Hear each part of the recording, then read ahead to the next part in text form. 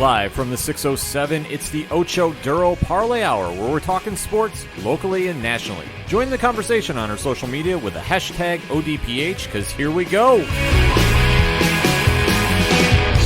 Instead of looking deep inside, every word I have to say, keep it simple. Welcome back for another edition of the ODPH podcast, better known as the Ocho Duro Parlay Hour. What's going on, ODPH Society? My name is Ken. Thank you for joining us again for another episode, and joining me in the studio, as always, he's the co-host. It's Padawan J. So I'm not going to toot our own horn or pat ourselves on the back here, but after reports the other day, I think we have better technology than the NFL does. I agree, too, after seeing some of the draft room setups that are currently getting in place for this week's big draft. And then supposedly they ran a mock draft yesterday and had issues with the Cincinnati Bengals first-round pick. Yeah. To the point where there was an adult film site offering help on the technical end of things. 2020, man. It's a weird time to be around, but thank you for joining us for yet again another podcast episode. Can't wait to interact with everybody. Talking about some sports this week, so obviously join in the conversation because we definitely want to have that interaction. Hop on over to OchoDuroParlayHour.com. Join in the conversation on Facebook, Instagram, and Twitter, and always remember to use the hashtag ODPH because we want to talk with you. Biggest sports story of the week, and yes, there is one with everything going on with C19, has to be the NFL draft is finally upon us. Yeah. Albeit, though, it's a little different than usual. A little subdued. But it is still the welcoming party for all the college players to join the NFL party. Let's say the NFL's been around, what now, 101 years? Something like The that. NFL draft's been going on Lord knows how long. Somebody look it up and tell us, hashtag ODPH. It'll be the most unique NFL draft of all time. Definitely will be because it's not going to be held in Vegas as it originally was. Can you imagine the bullet they dodged with that? Like if any of the stories or reports we were reading with the setup they were going to have in Vegas ended up being true, that to me is a bullet dodged. I have to agree that how they're planning on doing it was having the players get on boats at the Venetian Casino and on the fountains and sail in and do all that nonsense. It's like something tells me though, much like with WWE and WrestleMania getting canceled from Raymond James Stadium in Tampa this year, they'll run it back either next year or the year after. The minute that they can run the draft back to a live location where the players can walk out and shake Commissioner Roger Goodell's hands, they're going to do that. It's something to ever go to the NFL draft. I have been to an NFL draft. Let me tell you this. It is an experience that you are not prepared for until you go, because how they do it on TV is a lot different than how they do it live. I'll say it's got to be like going to like any, I would say, football game or nationally televised baseball game where like you watch it on TV and it seems like one thing, but then you get I remember the first time I went to a nationally televised college football game and I was like the teams were ready to go, the players on the field are ready to go, and I'm like, what are we waiting for? Like everything's ready. And then I saw the guy with the like yellow shirt or red shirt. I'm like, oh wait, commercial, we gotta wait. Well, to be in the crowd with your fellow fans is an exciting time. And I will say that, being with fellow Bills fans, as I am a Buffalo Bills proud member of the Bills Mafia, it's a great time cheering for your team and seeing their picks. If you go against, let's say, your rival teams, because Oakland usually travels pretty big, Philly travels big, and you know that fan base is very loud and very wild, which is great. Are they? I hadn't heard anything about that. They definitely are, and they are definitely not afraid to voice their opinion if your team makes a wrong selection. Yeah. I was there actually when Donovan McNabb was drafted by Philly. Oh, boy. And this was the year that everybody was expecting Ricky Williams to go there. Oh, okay. And that crowd got ugly in a hurry. Yeah, I can imagine. And people were cursing out the pick, saying that McNabb would never get him anywhere, let alone I think he had a fairly successful career. He had a good career. And then if you're a Saints fan and how you mortgaged the entire farm to move up to the draft to go get him, that was another tipping point. And I mean, there's tales like that with every draft in every sport. Oh, absolutely. The draft is one of those most unique experiences that as a fan, it will make or break your franchise. You can build a dynasty or have it crumble and you're 5 years behind the 8 ball. Looking at you, Portland Trailblazers in the 80s. Yeah, every sport has this. More or less, though, the NFL is the biggest draft, I think. Yeah. The NBA is up there, but the NFL has made this into an event. I mean, where it used to start and be 2 days, it's now stretched over, as this year is going to be Thursday, April 23rd, through Saturday, April 25th. Right. And what they're doing is the first round picks are going to be all Thursday night. Friday is going to be the second and third round picks, and Saturday is going to be 4 through 7. as it typically is. So they have spaced it out. Yeah. And it's become such a media spectacle. Yeah, I mean, and even for not just recently, but for years, because I remember my senior year of high school, I was on a class trip to New Orleans to the Jazz Festival, which, if you've never been to New Orleans, highly recommend it. I just remember that one of the days we were down there, this was in 2007, so this was the year Reggie Bush and all those guys were going in that draft. I remember being at the Jazz Festival, and of course, this was before smartphones. iPhone, what I think might have been announced. I don't remember the specific dates, but none of my friends had one, so we didn't have access to the internet like we do nowadays. And I know everybody was really curious about the draft. So, like, I remember being at the New Orleans Jazz Festival at one point, and I called my house, my parents' house, off my little, Net 10 prepaid phone, and going, hey, I got like 5 or 6 people who were really curious about the NFL draft. Read me the top 10 picks. Yeah. And my parents sat there with ESPN on the TV with the little thing going across the bottom going, all right, number 1, this guy. So even for years, it's been a spectacle. It always has been. And like I say, to be there live, there's a lot of downtime between picks. That the TV There's coverage. a lot of pontificating. Yes. The TV coverage camouflages quite a lot. Yeah, I will say this, though. The one thing I do got to give kudos to, Mel Kiper Jr. every year doesn't go to the bathroom while this thing's going on. Yeah, I don't know how the man does it, but Lord, he does. I don't want to know. I'm just letting that go. Like, Yeah. how he does it, and he's become such a staple of the draft.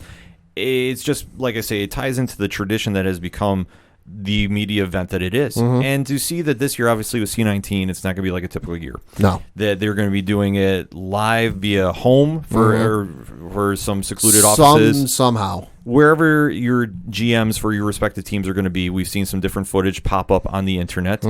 John Lynch from the San Francisco 49ers. Good Lord. He is ready to go. Yo.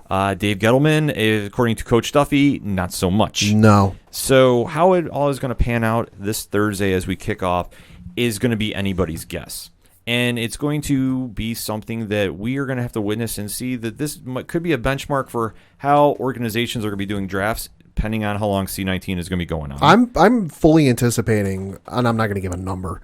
I'm fully anticipating there are going to be a few teams that like lose their draft pick or however it works when time runs out, just because normally when they do this, you've got everybody in one room. You know, the GM, the owner, scouts, the coach, this, that, and the other.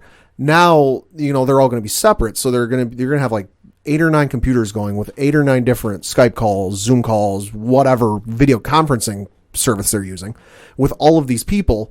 And they're going to be banking on their home internet or wherever they're doing this, their internet holding with all of those connections going at once. So I can fully anticipate, the call with, the NFL when they say, all right, with this pick, we want to take so-and-so. Like they go to make that pick and the call gets dropped. And we all know how technology is. Oftentimes it comes right back. Other times it's like 10, 15 minutes before it comes back. It's going to be really tricky how they do this, and especially with all the technology we have. It's going to be more or less like a big Zoom chat. Yeah. But it is what it is, and it's still businesses going on. Stat quo with the NFL, which, hey, their season doesn't kick off till later this year. Yep. So I have really no issue with this, and they're being smart and safe about it. So unfortunately, certain players are not going to have that cheesy photo op with Roger Goodell and get their jersey, handed to them. And they get I think at the end of the day, they might be okay with that. Because, as cool as it is, I feel like that's a moment that, like, if you get it the photo printed out and handed to you, I feel like, for a few years you might have that framed up in the house someplace, but after a few years that might go away into storage and you don't see it for a number of decades. And I think for a lot of first-round picks, too, that if they don't get taken in the first round, they don't have the cameras oh my God, yeah. staring them down in the green room, waiting for them to get announced. I mean, take a look from the years past. Aaron Rodgers, Lamar Jackson. The list can go on and on. Yeah. That being said, that's one thing I think is a bonus of not having a crowd this year. Yeah. Albeit, though, I mean, I'd much rather have everybody sit there and have the media scrutiny just to be done with C19. But beside the point, at least that's one thing that we won't have to sit there and watch and hear all the analysts go, how could this player be still sitting here, blah, blah, blah, and there being an armchair GM. So that is kind of the quick wrap-up of what the NFL draft means. But now let us deep dive into the first 10 picks of the draft like we do each and every year here on the ODPH. And Coach Duffy has emailed his picks in. He tried putting a Notre Dame player with every pick in the top 10, but we told him, Coach, that's not reasonable or possible. Try again.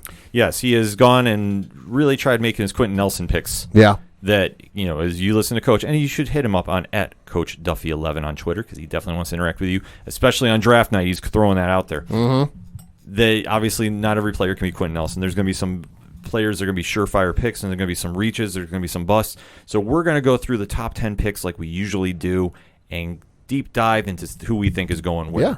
So, Pad, you got the list? Yep. So, of course, with the number 1 overall pick in this year's NFL draft, it is the Cincinnati Bengals. Looking at Coach and what he said, he's got Joe Burrows, of course, the quarterback from LSU, going and says, quote, obvious pick here. And I have to agree with him. They need a quarterback in the worst way possible. Andy Dalton has been serviceable. He's been good. I wouldn't say great, and I wouldn't say terrible. But he's been serviceable. He's been able to win them a few games, but they've lost more than they've won. And I think at this point, you know what you're going to get from the guy. And at the end of the day, ownership over there in Cincinnati, Ohio, wants to win a Super Bowl. They want to lead them to the promised land. They want that parade going down, the main street of Cincinnati, Ohio. They want the ticker tape. They want the this. They want the that. They want every child born in 9 months to be named after the quarterback or the head coach. But no offense to Andy Dalton, he ain't going to get that done. We know what we're going to get out of him. He's been in the league long enough. He's not going to get it done. And I think Joe Burrow is the obvious pick. Burrows is the obvious number 1 pick. He has definitely risen his draft stock throughout the past college football season. So to say that he's the surefire number 1 pick, it's an easily no-brainer here. Mm-hmm. Cincinnati would be very foolish not to take him. They have a new head coach. They've gone away from the Marvin Lewis era, and they're trying to clean house and really tinker around there. So to take Burrows at that position makes the most sense. It's probably the most safest pick on the draft board. Yeah. They need to add weapons around him. I know A.J. Green is still there. Yeah. But who's to say he's not going to get moved at some point? Yeah. They need a lot of weapons for Burrows to really make a run and go somewhere. So it is going to take time, but it's the safest pick right now to see what he does at the pro level is going to be anybody's guess. So, but I do agree that should be the number 1 pick. Yeah. After that, with the number 2 pick, it is going to the Washington Redskins. And looking at Coach Duffy's list, he's got it going them taking Chase Young, defensive end from Ohio State. He says, quote, also a no-brainer. Some teams have forgotten the blueprint for winning championships, and that's having guys who can get after the quarterback. And again, got to agree with Coach. Washington, I know I've said in the past, has a lot of needs. They've got a grocery list about 3 miles long, but at the end of the day, as good of an offense as if you may have through building drafts and signing players and trading players and whatnot, it don't mean squat if you don't have a decent defense, because you can only play, run up the score with each team so long. Washington needs a lot of help, period. Uh-huh. Ron Rivera, being the new head coach, is going to right the ship a little bit. I don't think he's going to be making that much of an impact the first year, but this being his first draft in Washington, he needs to have a surefire pick. Chase Young should be the guy, and I want to stress should be. Mm-hmm. But Washington is entertaining offers for teams to move up. So to me, I could definitely see a team move up and really want to add somebody of the caliber of Young who's really set himself. In my opinion, he is the best player in the entire draft. Mm-hmm. I think he's better than Burrows if you want me to rank every position player, offense and defensively combined. Young should be the number 1 pick if Cincinnati didn't desperately need a quarterback. So this being said, I could see Washington trading out, but who has enough stock to move up that would want to go for Young specifically? Yeah. I know Miami has a lot of draft picks this year. I believe they have 3 in the first round. Something like that, yeah. So could they make a move up to number 2? But Miami needs more help than anything. And I think unless Miami felt that they had a surefire shot at getting Burrow, they're not going to move up. No. I don't think that they will. No. So this pick, I think, ultimately stays with Washington, but I'm not doubting an outside team really making a move up. I would even go out on a limb and say if Kansas City would really want to make a move, being the Super Bowl champs, what's the one area on their team that needs help? Defense. I'm just throwing that karma out there to see what happens. But I'm going to say for this official pick, Washington takes Young. Yep.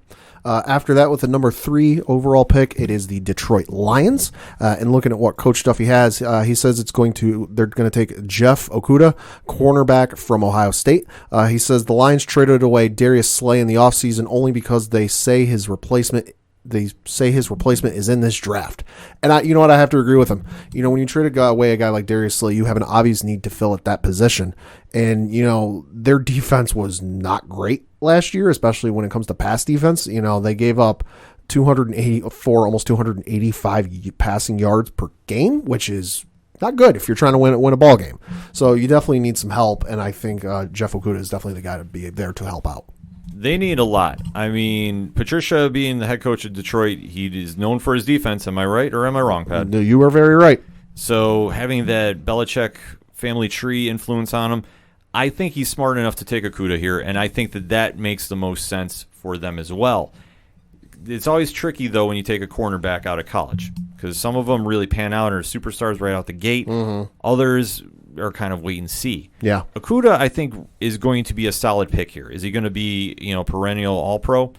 Maybe. I don't know. Like, I'm not really sold, but I'm sold on the need filling the position here. Yeah. So that's why I'm saying I'm going with Okudah on this one. Now we get to number 4. Yep. The number 4 overall pick is going to the New York Football Giants. Coach Duffy has them taking Isaiah Simmons, outside linebacker from Clemson. He says, honestly, I hope the Giants can trade this pick to a quarterback-hungry team, but reports of that happening are not looking promising. Simmons' versatility will lead to a revolution on the defensive end of the ball. Similar to how Notre Dame runs a rover-style defense, I project Simmons will bring that scheme to the NFL. You know what? I want to say they're going to take Isaiah Simmons because they need help on the defensive side of the ball. Mm-hmm. But at the same token, I would say, it can never hurt to take an offensive tackle. So I can maybe see them taking a Jedrick Willis Jr. from Alabama, or maybe a Tristan Wirfs from Iowa, because like I said, as good as your offense can be, if your quarterback doesn't have time to throw the ball, doesn't mean much, but I can also see them trading away this pick just because it's the Giants, or they'll take somebody really wild and outrageous that they don't really need, because again, it's the Giants. But if I had to pick one guy, it's probably going to be Isaiah Simmons.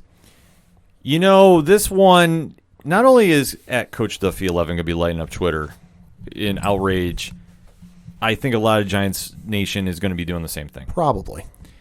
This one, the smart move would be to build your offensive line. Mm-hmm. If you are all in on the Messiah, Daniel Jones, you need to keep him upright. You need protection for him. I think the pick you want to take here is Tristan Wirfs from Iowa. But it is the Giants. Yeah. I could fully see them trading down. Oh, yeah. Which will cause an uproar of epic proportions. I'll be sure to have my popcorn ready. And let me put it this way.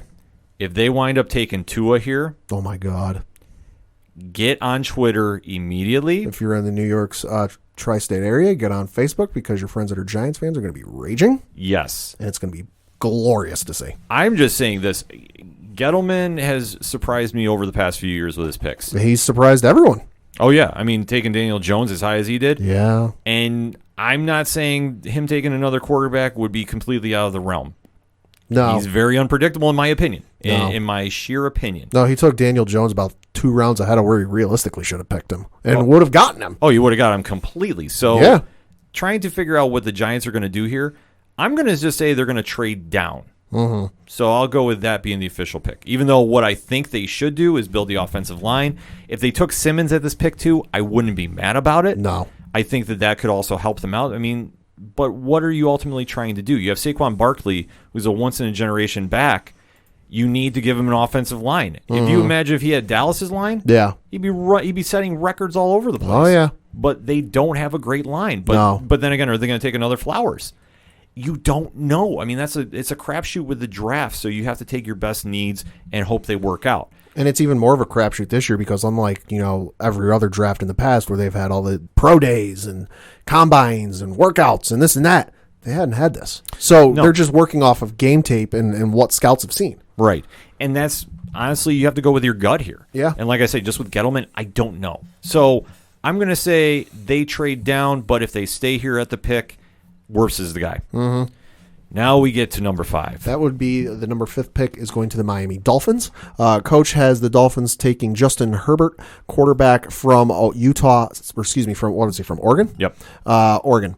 He says quarterbacks will start to fly off the board here. Seeing as the Dolphins need a guy who can start right away and not sit and heal makes me lean Herbert. Normally I would agree with Coach, but this is the Miami Dolphins we're talking about here.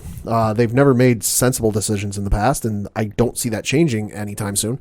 Tua's the flashy name. It's the one that'll, most bang for their buck. It'll put butts in the seats if he's able to play. And at worst, he'll have to sit on the bench behind, whoever they got at quarterback, if it's still Fitzpatrick, and then the other guy who used to quarterback for Arizona. I'm blanking on the name. That won't be such a bad... Josh Rosen. Yeah, if he has to sit behind Rosen and Fitzpatrick for a year and really heal up and be a sponge for, the NFL game, that's not a bad thing. I fully see them going with Tua, just because it's the Dolphins. I got to try doing this as impartial as I can, because Good luck with that. My hatred for Miami. So I would say this. If the Dolphins were smart, they would take Herbert. Okay. They would take Herbert. But they're the Dolphins. They're not going to think smart. Pad, you were right on the money. Mm-hmm. They're going to take Tua. Oh, yeah. And they're going to try rushing him in there because you realize you have Josh Rosen, who was beaten out by Kyler Murray and had to leave Arizona. Oh, yeah. And for being the guy that came in with the supervillain promo at the NFL draft, out of that entire draft quarterback class, arguably he is the worst one that showed up in the pros. Yeah. Well, and especially you look at Miami where the fan base is rabid to have a successful season and make a playoff run. I've got a cousin who's a diehard Dolphins fan and been a diehard Dolphins fan for like 30 some odd years. Mm-hmm. I would say they're a once proud franchise. It's been down the last couple of years. The last time I think they made the playoffs was the year Brady blew his ACL out in the first game of the season. Yep. And so, asterisk that on, hey, you made it in on a fluke. It's a rabid fan base and a rabid ownership, I would hope, that wants to make it back to the playoffs. But at the same token, they haven't made the smartest decisions. No, their drafts are usually egregious and atrocious. Yeah. And a lot of other big words that I'm just not going to stress about because they find ways to drop the ball left and right on picks. It's like when you're doing your fantasy football draft, and let's just say you have 10 people, and most of you are seasoned veterans, but inevitably there might be that one person in there that never done an NFL fantasy football league before, and they're just kind of, this seems like fun, I'll just do it. And it's like they take a recently retired player with the 4th overall pick, or they take a 3rd string quarterback in the first round. That's how I would describe the Miami Dolphins drafting the last decade. Oh, I grant you, because they have the 26th pick and the 18th pick overall in the first round. So what they should do is, okay, if you're going to go against Herbert because you think you could get him later, which you quite possibly can. I'm not disputing that idea. Go get Simmons and shore up your defense, especially with Flores being the head coach, another Patriot alumni. Yeah. You have these defensive-minded coaches that can come in there and really work with a talent like that. Albeit, though, I just don't see them doing it. For 3 first picks in this draft, in the first round, they need impact players. Oh, yeah. Is Tua going to be that impact guy the first shot out? You have to sit and wait on him. Can you afford to do that? Because the question is the kid talented? Absolutely. Yeah. Tua is a very good player. So look up the highlights on YouTube. Oh, yeah. He's got highlights galore, and he's won big games. Yeah. I don't question his ability, but I question, are they going to be patient enough to give him time? I also question the medical status, just because of everything going on with C-19 and no combine, no pro days, no workouts, no this. We don't know what the situation is with his injury. Yeah. We haven't seen it. You can tell me and I can read about the medical status and the doctor's clearing him until I'm blue in the face and I'm 6 feet under. Until I actually see it, I'm not comfortable with it. Right, and I agree. So it all really depends on what their GM is feeling. I'm going to agree with you. I think they're going to take Tua because it's a flashy name. Yeah. I am just hoping this. They know that this season still is going to be a wash, no matter how many picks they got. If they go 8-8, I'm going to say it's a great season. But if you take Tua, you need to give him time to heal and time to get adapted to the NFL. Yeah. If you don't, you're going to completely ruin this kid. And that is unfortunate. Dolphins ownership is much in the same way that the Oakland Athletics ownership was portrayed in the movie Moneyball, where you think back to where Billy Beane's trying to put a winning team on the field with a little amount of money. And he's like, if we draft this guy, if we sign this guy, we'll be able to win games. And you got the other guys in the room going, yeah, but Scott Hatteberg isn't going to put butts in the seats. Oh, yeah. It's the same thing with Miami. It's the same thing, but it really depends on what direction they want to go in. They can't get much worse. No. Even though I'd be completely fine if they do. Sorry, let's go Buffalo. So that being said, that's the pick there. Number 6, I believe, goes to San Diego. Yep. Always in my heart, San Diego. Yep. Number 6 overall pick is with the Los Angeles Chargers. Coach has them taking Tua, of course, quarterback from Alabama. He says with Tyrod stopgap Taylor at the helm, Duffy's words, not mine. Tua can sit the year, get his hip right, and be ready to take over next year. I obviously don't think that's going to happen because, like I said, with Miami, I think Tua's going to go to Miami. I'm going to say that this is where Justin Herbert goes. Chargers need a quarterback. Mm-hmm. Phillip Rivers is gone. He's currently in Indianapolis, hanging out. So they don't exactly have anyone at the quarterback position. I haven't looked at their depth chart in the last couple of months, so I couldn't tell you who their number 1 quarterback is right now. Don't care who it is. That's not going to be the person starting their games for them. And I just think it's going to end up being Justin Herbert from quarterback. He's got a good arm. I think he's got enough to get going. And it might be a little rough at first, but I think he'll eventually pan out. So, this is a very tough call to make for the Chargers. Uh-huh. You get rid of Phillip Rivers. Yep. Long-time franchise quarterback. Oh, yeah. You're penciled in for day 1 with Tyrod Taylor. Well, for a while it was Tom Brady, and that didn't work. Yeah, which Brady, I think, would have made a lot more sense going out to L.A. than he did this Tampa Bay. Yeah. But I digress. So, you're in the division with an up-and-coming Oakland team. Mm-hmm. Denver, who is there. Yeah, you don't know what you're going to get out of them. You really don't know what you're going to get. I mean, Drew Lock there has shown flashes of brilliance, but let's really see a second year under his belt. Yeah. And you have Patrick Mahomes. Mm-hmm. The human cheat code. Exactly. So the Chargers are a very good team, but they are streaky as best, and they've been long time on this show. The most unpredictable team when it comes to showing up on Sunday. Oh, yeah. The teams they should steamroll and blow out by 38, they wind up losing by 17. Yep. The teams that they have no chance of hanging with, they wound up squeaking a victory out with a field goal kick. Well, remember the playoffs a couple of years ago when New England went to the Super Bowl, and they went, Chargers went into Baltimore and put an absolute whooping on Baltimore. And every sports morning talk person on radio, television, and the internet went, "Oh my God, look at the Chargers. Patriots aren't going to be able to hang with this. They're going to put up half about 50 points on them. My God, how great are they?" And then they laid a goose egg. It was one of the most abysmal performances in NFL playoff history, in my opinion. Because I had the Chargers going to the Super Bowl. Every year, I have this weird thing that I'm like, the Chargers will finally get it together. They have talent on both sides of the ball. It's like Chris Berman for a number of years. What was it, San Francisco and Buffalo? Yeah. But I will say the Chargers had that. They have very potent weapons on both sides of the ball. They just can't put it together. They had all the talent in the world, and just couldn't put it together. It's like you got the best car in the world, whatever you think the best car in the world is, but you got somebody behind the wheel who doesn't know how to drive. Yeah. So that being said, if they took Simmons here, I wouldn't be mad about it if he falls that far. But I'm going with you. They got to take Herbert. You need to have somebody that is used to being in a shootout. Oregon obviously has a high-powered offense. Yeah. They've always had. It makes a lot of sense to do. He can stay behind Tyrod. Just hopefully he pans out a little better than Baker Mayfield does as of right now, even though I'm hoping Mayfield turns it around. But we'll get into that during the NFL preview way down the road. Next up. After that would be the Carolina Panthers with the number 7 overall pick. Looking at what Coach Duffy's got.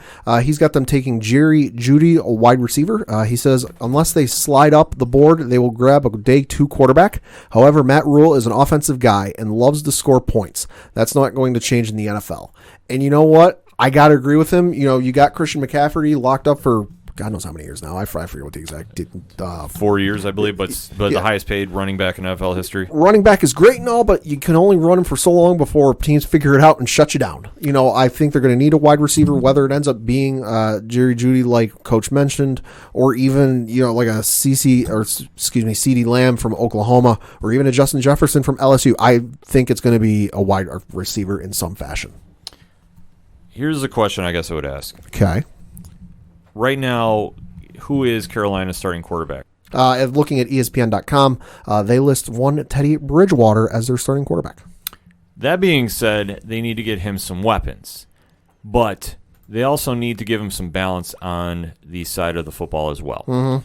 I'm thinking the safest pick for him is to bolster the defensive line and take Derek Brown from Auburn. Could be. That'd be a good pick. I think that would make a lot of sense because with Bridgewater, he's coming from the New Orleans system. He's worked with all types of different receivers. Yeah. I think he's a little more pro to be passing more than Cam Newton was. Yeah. But yeah, if they took a wide receiver here, I wouldn't be that upset about it. No, but they definitely do need something on the defensive side of the ball. They lost Gerald McCoy, Mario Addison, and Vernon Butler to free agency, which are, three great defensive players. Right. Yeah, so you got three players you got to replace. Receiver would be great and all, but receivers are a dime a dozen, especially in the NFL. Exactly. You need I'm going to agree with you. They need something on the defense. Yeah, I mean, it just makes a lot of sense. If they want to give him a weapon, though, and they do feel that they can find the number one receiver in the class, sure. And I wouldn't doubt that. I mean, Jerry Jeudy, like I say, from Alabama, he's my pencil in number one wide receiver. I just don't know if they really want to burn that pick and not give him some balance on the side of the ball. That's the only thing I could see. But if they wanted to go for Jeudy there, I could see that pick too. But I'm going to say they're going defensive line for that. That would just make the most sense for me. Yeah.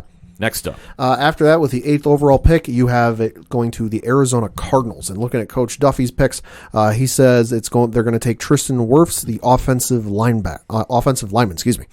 He says, prior to trading for Hopkins, I saw them grabbing another wide receiver off the board. But with Hopkins, they need a way to keep Murray from running for his life. And you know what? I got to agree with him. If it weren't for the fact they just traded, pennies for DeAndre Hopkins, they'd look at something offensive side of the ball because Larry Fitzgerald, he's got more years behind him than he does in front of him. But since you got DeAndre Hopkins now, not exactly a necessary need you have at the moment for a wide receiver, and they're good on the running side of the ball. Defense is all right, but you can fill that in with later picks in the draft.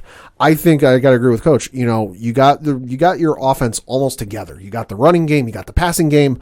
I'm sure they have serviceable tight ends. I couldn't tell you who they are off the top of my head. But what's the last thing you need? You need a good offensive line to keep Kyler Murray's head on and stop it from getting knocked back 15 yards. Yeah, I think they got to go offensive line here too. Kyler Murray was running for his life last year. And obviously, if you have still Larry Fitzgerald one more year, the swan song year, you have DeAndre Hopkins, who is going to need the ball because I think if he loses touches from Houston, I think that situation could get ugly very, very quick. Not that it's already not a messy divorce from Houston, but I'm just saying that could get worse. Yeah. So for me, I'm thinking they take Jedrick Wills from Alabama. I think that they need to bolster that offensive line. No matter what, it's going to be a lineman at this pick. Yeah. They need to do something to keep Murray upright. Because the kid is smaller than your average quarterback. He can run. Athletic is all hell, but he needs time to throw the ball. Can they give him to him? I think that's a more pressing need for them right now. Because the other thing you got to remember with that NFC West, you've got the Los Angeles Rams. Yep. Pretty good defense. Aaron Donald. San Francisco 49ers. Pretty good defense. And then the Seattle Seahawks. Pretty good defense. When you got a good quarterback with a pretty good receiving core and a pretty decent running game, don't mean squat if you ain't got a protection for the quarterback. Yeah, I agree with you here. Fully agree.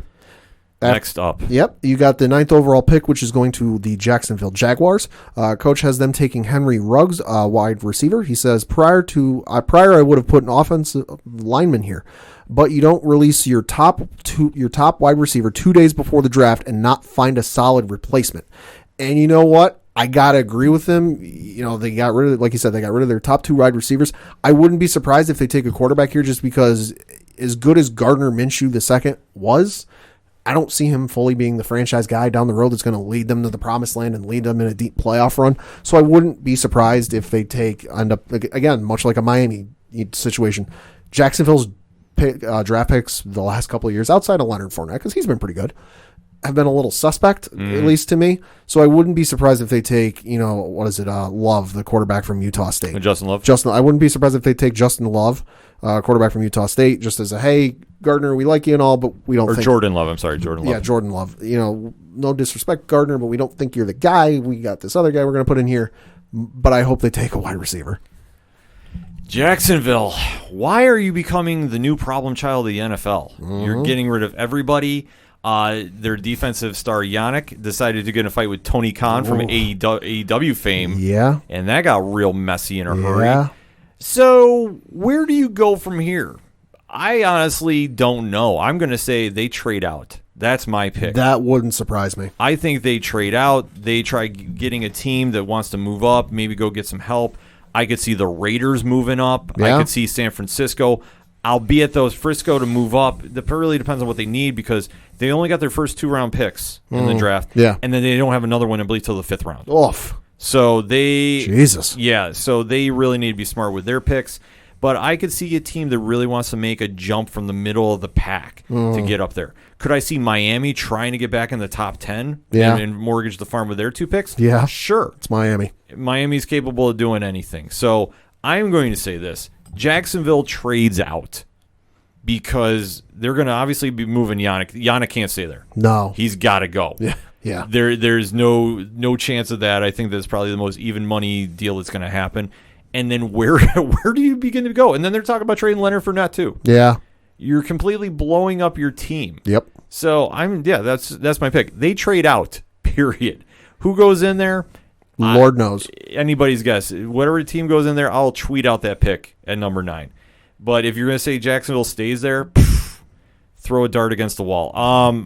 Let me see. I'm just going to go throw a random player, and I'll go C.J. Henderson, cornerback from Florida. Okay. Because they need help everywhere. Everywhere. So I'm leaving it at that. Yep.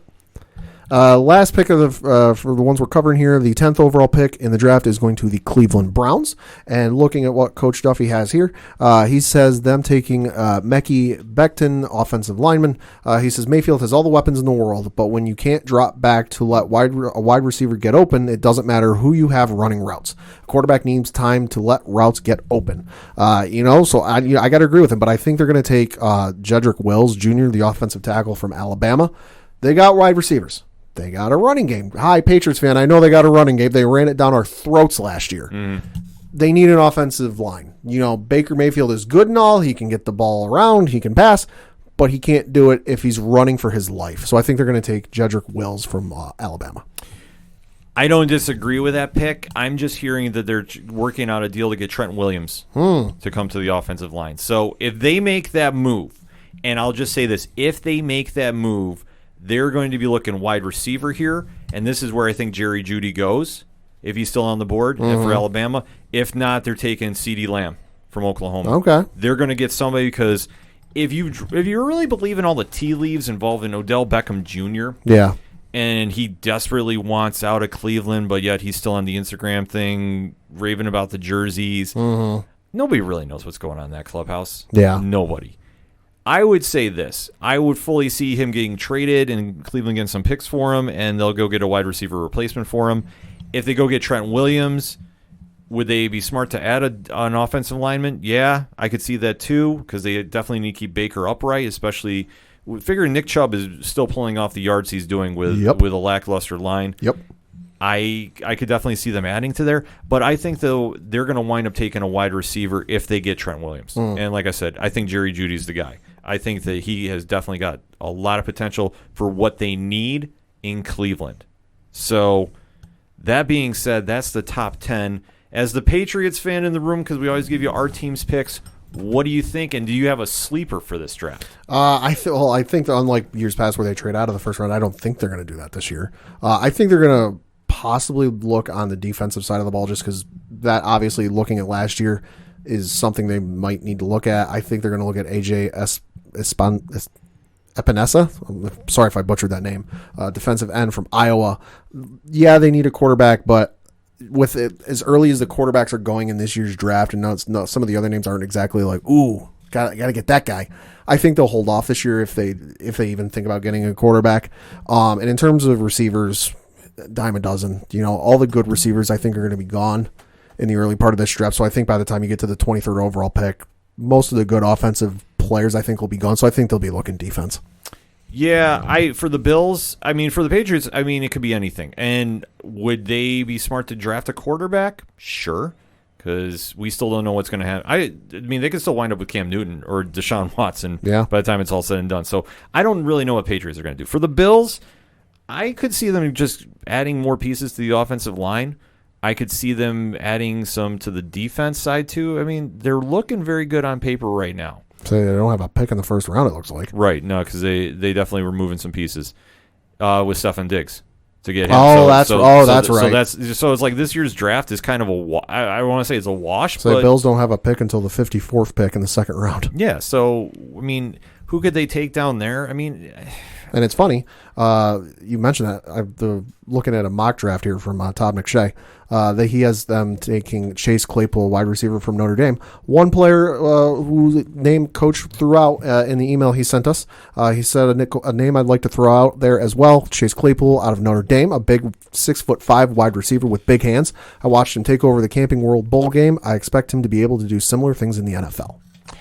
Quite possible. I could definitely see that. I could see them taking a running back too, because I know that they definitely want to balance that out. Obviously, Frank Gore not coming back there, so who knows? Yep. But I'm happy with how the team is looking right now.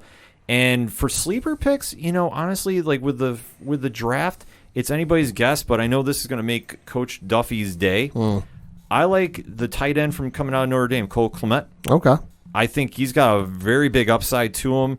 Where he winds up going is anybody's guess, but I think that Kmet could be a guy that could come in and really help an offense out that's just missing that little piece of the puzzle. I'm not sure who really needs it, because when you start looking at the rest of the draft, obviously teams have needs they need to fill. Oh, yeah. Some are going to be worse than others. I mean, who knows what Dallas is going to pick, because they're always known to really go just take out of left field the biggest name available. The Raiders in years past have always done who's done the best at the combine, based on running, and they like to take guys who can throw 60 yards from the seat of their pants. Right. So when they decide to go, and this is just for all overall teams, when they decide to go on a player, it can make or break the franchise. That's why the draft is so important. But it's always the first round picks that get the notoriety. But if you start looking in the later rounds, that's where you see a lot of your superstars come out. I mean, where was one Tom Brady drafted, Pat? 199 in the 6th round. Exactly. So it all depends on when the players get on the field and what they can produce. So for the number one picks, they have the most eyes on them because they get the guaranteed money, most importantly of everybody in the draft. They're going to have a lot of the attention on them. Can they show up on the big stage? You're assuming they can if they're drafted that high. If not, then this is where you start going with busts and players that just don't hit up to that potential. The draft is that important that you can't misfire on picks because it can set your franchise back years or it can get you on the road for the playoffs for many more years to come. The NFL Draft kicks off this Thursday as we're recording, April 23rd, 8 p.m., so definitely check it out and join in the conversation on social media. Hashtag ODPH. What's your thoughts on this year's NFL Draft class? Are you excited for it? Are you not? What's your team and what do they need? Let us have that conversation. We're going to take a quick break. We'll be right back.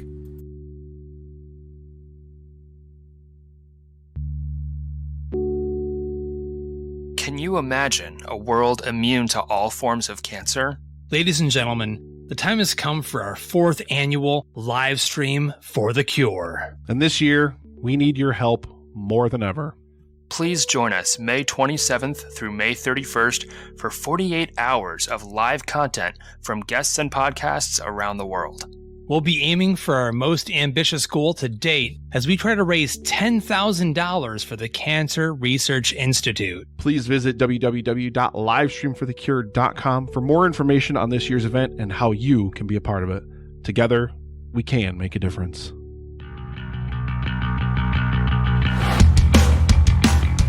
Hi, this is Tyler from Second Suitor, and you're listening to the ODPH podcast. I want you to get it. I want you to understand. I'm doing the best I can, but not as good as I want to be.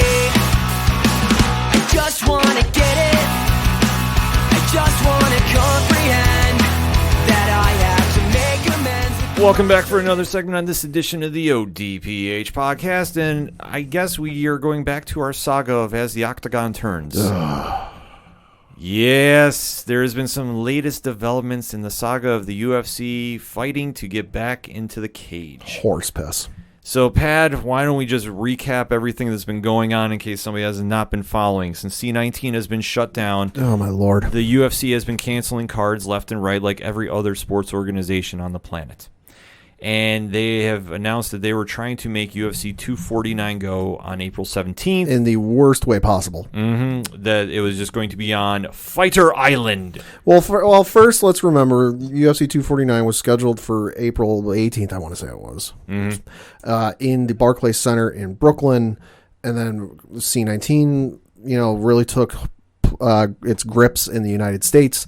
And, New York State, of course, where Brooklyn is located, imposed a non-essential travel ban, essentially, where, if you're a non-essential worker, you can't go anywhere. So that then canceled any sporting events happening in the state of New York. So then they were looking at possible other places, and, any other state they like to run in a lot, California, Nevada, what have you, we're all following similar paths. We're like, hey, no sporting events, no contact sporting events, for the next however many days. Then it was, we're gonna hold it someplace. We're gonna hold it someplace. They were looking at a Native American reservation out in California.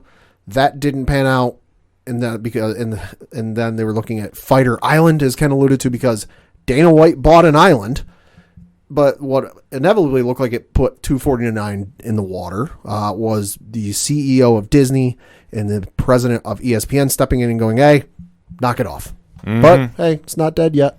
No, it's not Much dead. like Monty Python. It's not dead because it was announced since our last recording that UFC is going to attempt to run a new UFC 249 on May 9th. And you called it. Yeah, I had a feeling about this. I know that they were telling fighters they weren't officially canceling because the main event was supposed to be Henry Cejudo versus Jose Aldo, but then Aldo cannot leave the country of Brazil, obviously with travel restrictions going on with C19, so Dominic Cruz was going to get added in his replacement. Hey, and for what it's worth, Tony Ferguson made weight the day the fight was supposed to take place last weekend. Yeah, I mean, bravo to him about that. Absolutely bravo.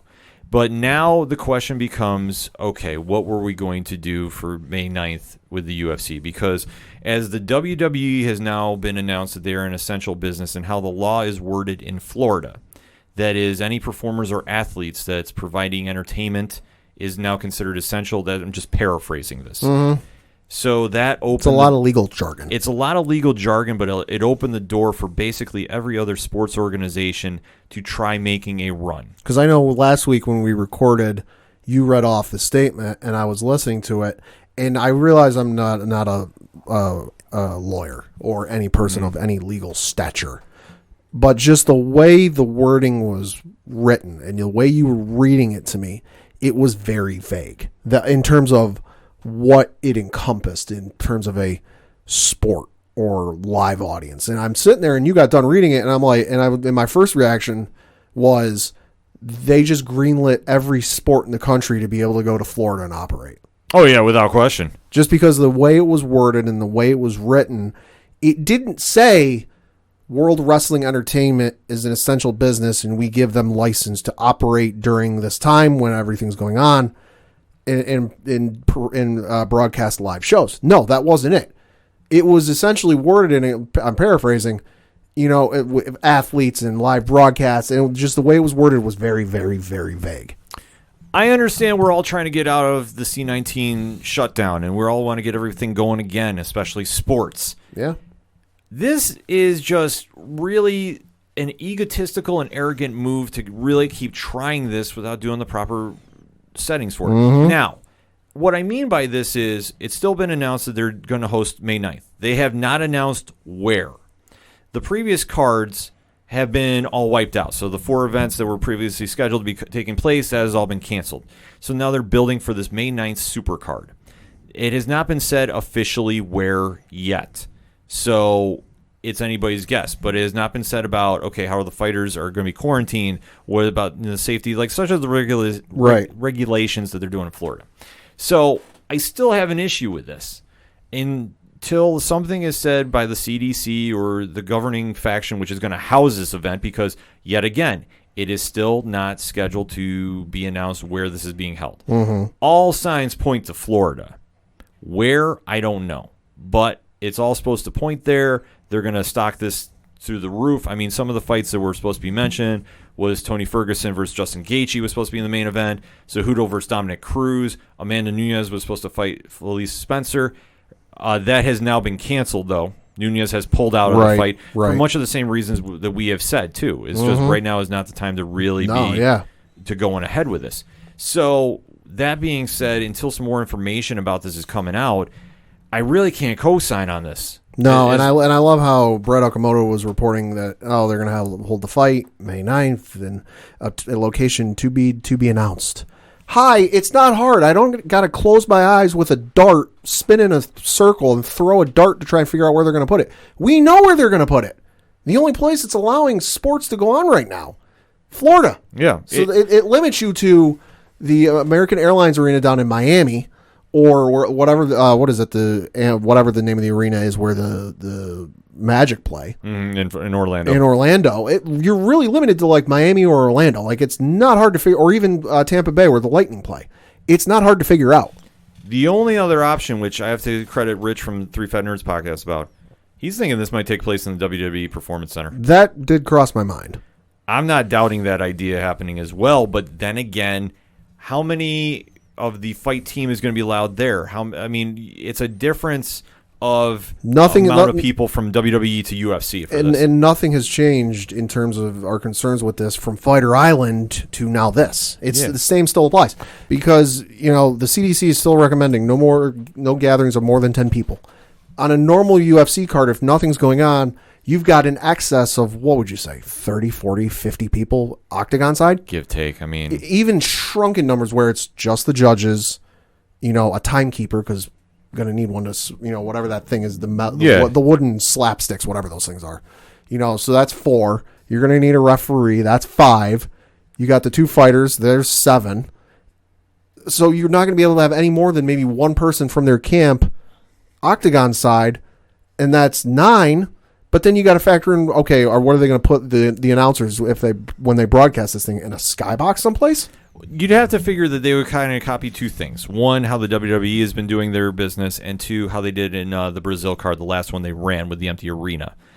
I just don't know how they're going to pull this off with all the restrictions that have been set in place since that Brazil card. I'm struggling to figure this out. And they have not been very forthcoming with information of saying how they're going to pull this off. It's just going to be like, hey, we're going to give you this amazing card. And the card is, if this was any other time, this would be the biggest fight card of the year. Yeah. Because you have 3 title fights going on. Then you have the Ngannou rematch, which was already supposed to main event a card. Right. You got Qatar versus Jeremy Stevens. You have Cerrone fighting Anthony Pettis. And then, you have Olenek versus Fabricio Verdum, who's coming back in. They were rumored to be, Shogun versus Little Nog, a rematch of that? Something like that, yeah. And Jacare versus Uriah Hall. They have this card stacked ridiculously. And it's them trying to save face because it doesn't look good, at least in their eyes, that they're not running right now. Which, to a certain portion, that might be true. There might be some people who are pissed off they're not running right now. But I would have hoped to the majority of people, they don't care. Because they don't want people to get sick and injured or hurt just for their pure enjoyment. I would love to see some UFC action that's current and live and not some old footage from, a couple months ago that I've already seen. I would love it. But at the same token, I don't want anyone, as much as I may hate the judges on this and I may think they make BS calls, and we've called them out on it numerous times on this show, I don't want them to get sick. I don't want them to get their family members sick. I don't want somebody in this organization or in these fight camps to get sick or get their family members sick just for my enjoyment. Yeah, I'm fully with you on this. Just seems like is still getting thrown together. And I guess the thing that's the driving point is if they are taking the proper precautions, they have not revealed it. This has not been very forthcoming about information of one. If you're not saying where you're holding the fight, that's a prime example of something is going on that's not should be going on. And we're now, like a month into this whole saga of where the fight's going to be, that it's in some unknown location and it's going to happen, even with all these restrictions and all these kind of rules in place. We're a month plus in. We are now 2.5 weeks away from this supposed card. We still don't know what they're doing. Exactly. We don't know. Now, obviously, with WWE, the stories and the reports came out from the dirt sheets of what they're doing for taping their shows and how they're cleaning things. They're changing the ropes. They're changing the turnbuckle they're changing coverings. They're changing the mats. They're cleaning everything. We know that. That got out. This It's just, hey, we're running a card, we're stacking it to the nines, and it's going to be someplace. Exactly. But the difference with WWE is, okay, yeah, they're rubbing up against each other, and they're grabbing each other, and they're throwing each other. But there's also time where they're not doing that. What's the bulk of MMA and UFC? They're laying on top of each other for in excess of 25 minutes. Yeah, that's a little against CDC recommendations. It's a real question of how you're going to be able to pull this off with an athletic commission, and they need to adhere to the rules of the state. Now, like we said, the wording of the law in Florida is very vague, and there are ways to get around this. So that's what we're saying. Every single sports organization is eyeing to go there to take up business again. I mean, this is why baseball is really eyeing that right now, along with doing it in Texas and Arizona. This is why you're seeing the NBA looking at that possibility too. But the UFC is different, and the fact that they are being so defiant about getting the ball rolling. Look, if they are doing this and they are adhering to safe guidelines, I will say, great. I will co-sign on that. But I think before that even happens, you have to put these details out of what you're doing. Exactly. You cannot wait until the post-fight press conference, video conference, Zoom conference, FaceTime conference, whatever it is. You cannot wait until all the fights are said and done and say what you did. Yeah. You have to come out when you do the weigh-ins or you do a press conference for this thing, and you have to detail with excruciating detail what you are doing.